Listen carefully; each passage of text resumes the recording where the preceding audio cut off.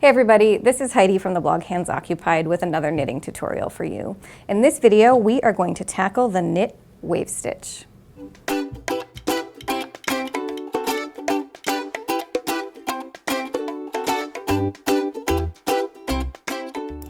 To work the wave stitch in knitting, you need to cast on a multiple of 6 stitches plus 1.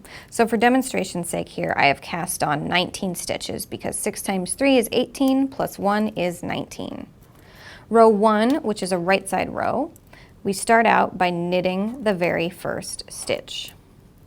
Then what we've got to do is knit with 2 wraps into the next stitch. So to do that, we insert our needle into the next stitch and yarn over our needle once, just like we're doing a regular knit stitch, and then yarn over again. So there's 2 wraps around our needle. Then we draw both of those wraps together back through that loop and sweep the loop off of the needle. Next, we need to knit with 3 wraps. So we insert our needle, yarn over 3 total times, draw all 3 of those wraps back through the loop, and sweep it off. Then we do a second knit with 3 wraps, 1, 2, 3, like so. Then we need to do a knit with 2 wraps, 1, 2, and then we need to knit 2 stitches, 1 and 2. Now we repeat, knit with 2 wraps, knit with 3 wraps, knit with 3 wraps again, knit with 2 wraps, and knit 2. One last repeat, knit with 2 wraps, knit with 3 wraps, knit with 3 wraps again, knit with 2 wraps, and knit 2. 1 and 2. All right, so we have completed row 1 of our knit wave stitch. So we started with 19 stitches cast on, and now it looks like we have about a bazillion stitches on our needle. But don't worry, in row 2, we will take care of all of those extra wraps. So row 2, you're essentially just knitting all the way across like as if you're working garter stitch, except when you get to one of those knit stitches that has multiple wraps, you're going to do the following. So this is a knit stitch that has 2 wraps. You can see right there, there's 2 wraps around this needle here. So you insert your needle like you're going to work a regular knit stitch and yarn over and draw back 1 loop. And then when you sweep the stitch off the left-hand needle, you drop both loops off, releasing that elongated loop, which gives your stitch extra height, which eventually creates the waves we're going for in our stitch, which I'll show you in just a moment. So all the way across this row, you're going to just keep doing knitting 1 into every stitch, no matter how many loops are on the needle, and sweep the stitch off, releasing those extra wraps. So again, just knit it, drop all the loops off. And so those stitches where you've got the elongated loops, they're going to feel kind of funny if this is the first time you're working dropped stitches. But don't worry, at the end of every row, if you pull down on the bottom of your work, like I'm doing here, those loops elongate into place, which you can see right here with this bowing in my cast on edge here, which is exactly what you want to do. You want those loops to be stretched out, living their best life to their fullest potential so that they can add height, creating those waves in your stitch.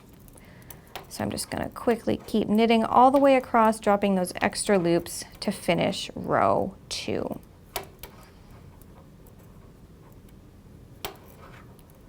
And we're almost there, just 2 stitches left. There's 1, and then the last stitch. So again, I'm just going to pull a little bit, not hard, just a little bit along the edge of my work to get those loops to stretch out like we want them to.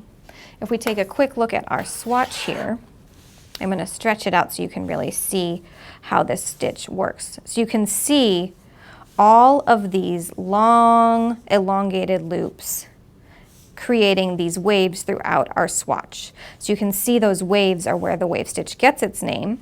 And by alternating the number of wraps you're doing on the stitches, you're creating this wavy, interlocking pattern that's really fun. And this stitch is even good for beginners because all you have to do is know how to do a knit stitch, but with extra wraps to accomplish those waves.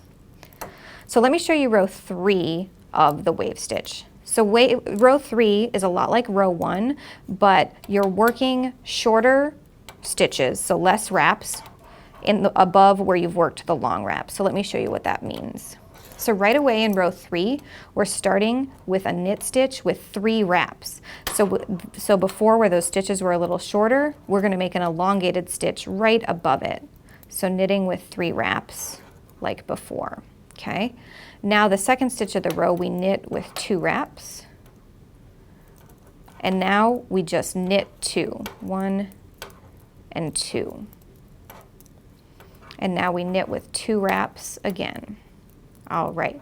Now we are ready to work the repeat of our row. So we're going to start out by knitting with 3 wraps, once and then twice.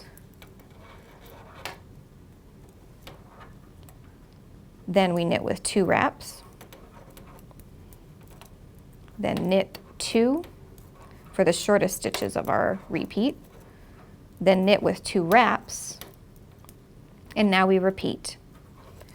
Knit with 3 wraps,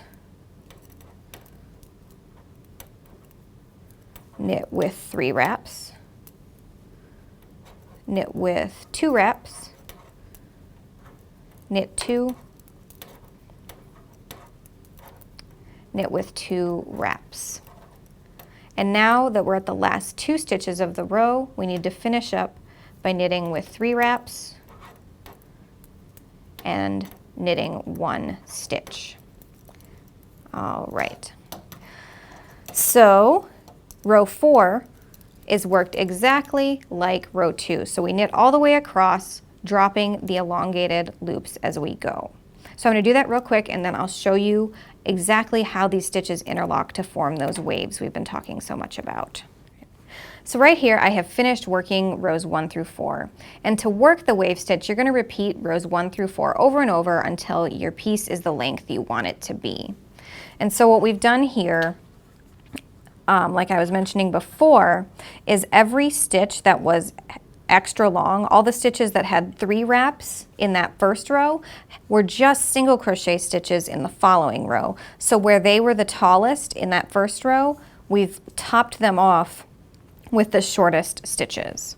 So looking at the bigger swatch here, you can see that in action. So we've got our long loops here and then short loops right above and below it.